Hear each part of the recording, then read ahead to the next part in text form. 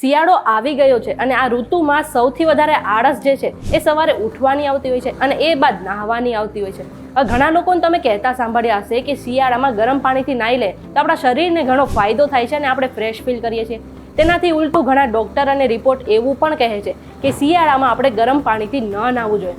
આ સાંભળીને ઘણા લોકોને પ્રશ્ન થતો હશે કે તો શિયાળામાં પણ આપણે ઠંડા પાણીથી નાહવું જોઈએ. તો આ પ્રશ્નનો જવાબ મેળવવા અને બધી જ મૂંઝવણને દૂર કરવા માટે આ વિડીયો આખો જોઈ લો. તમે આવી ગયા છો VTUgujarati.com પર અને મારું નામ છે મેઘા. આ વિડીયો આખો જોતા પહેલા એક કામ કરો કે પ્લે સ્ટોર પર જઈ તમે અમારી એપ્લિકેશન ડાઉનલોડ કરી લો. હવે અત્યારે શિયાળાની ઋતુમાં લગભગ લોકો દરરોજ નાહવાનું ટાળે છે અને ઘણા લોકો આ શિયાળાની ઋતુમાં ગરમ પાણીથી નાહવાની સલાહ આપે છે. પણ શું તમને એ ખબર છે કે ગરમ પાણીથી દરરોજ નાહવાને કારણે આપણે બીમાર પણ પડી શકીએ છીએ? સૌથી પહેલાં તો ગરમ પાણીથી આપણા શરીરને નુકસાન થાય છે અને આપણી જે ત્વચા છે એ ડ્રાય થઈ જતી હોય છે અને આપણા ત્વચાનું જે નેચરલ ઓઇલ છે એ પણ દૂર થઈ જતું હોય છે. એટલે દરરોજ ગરમ પાણીથી નાહ્યા બાદ આપણે ત્વચા પર મોઇશ્ચરાઇઝર લગાવતા હોઈએ છીએ. બીજી વાત એ છે કે આ જે ગરમ પાણી છે એ આપણા આંખને પણ એટલું જ નુકસાન કરે છે. ગરમ પાણીને કારણે ઘણા લોકોની આંખમાં સોજો આવી જતો હોય છે, ઘણા લોકોની આંખ લાલ થઈ જતી હોય છે, તો ઘણા લોકોને આંખમાંથી પાણી નીકળવાની સમસ્યા પણ થતી હોય છે. સાથે જ આ ગરમ પાણીથી નાહવાને કારણે સૌથી વધારે આપણા વાળ અને નખને પણ નુકસાન થાય છે.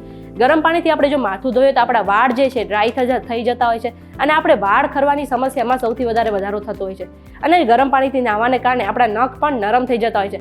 એ બાદ આપણા નખ ડ્રાય થઈ જતા હોય છે અને તે તૂટી જતા હોય છે. એટલા માટે શિયાળામાં વધુ પડતા ગરમ પાણીથી આપણે ન નાહવું જોઈએ. આ સિવાય ગરમ પાણીથી નાહવાને કારણે આપણે બ્લડ પ્રેશરની સમસ્યા પણ થતી હોય છે. વધારે પડતા ગરમ પાણીથી નાહવાને કારણે આપણું જે બ્લડ પ્રેશર છે એ હાઈ થઈ જતું હોય છે અને આપણે હૃદય રોગ પણ થઈ શકે છે. તો પ્રશ્ન એ થાય કે શિયાળામાં પણ આપણે ઠંડા પાણીથી નાહવું જોઈએ? તો તેનો જવાબ છે હા. ઘણા લોકો એવું કહે છે કે જેમની રોગ પ્રતિકારક શક્તિ ઘણી સારી હોય છે એમને શિયાળામાં પણ ઠંડા પાણીથી નાહવું જોઈએ. પણ જેમની રોગ પ્રતિકારક શક્તિ નબળી હોય છે એમને ઠંડા પાણીથી ન નાહવું જોઈએ. જો તેઓ ઠંડા પાણીથી નાહે છે તો તેમને શરદી, ઉધરસ અને તાવ જેવી સમસ્યા થઈ શકે છે. એટલા માટે એમને ઠંડા પાણીમાં ગરમ પાણી નાખીને થોડું નોર્મલ ટેમ્પરેચર વાળું પાણી કરીને નાહવું જોઈએ. વધુ પડતા ગરમ પાણી નાહવાને કારણે આપણા શરીરને ઘણું નુકસાન થઈ શકે છે.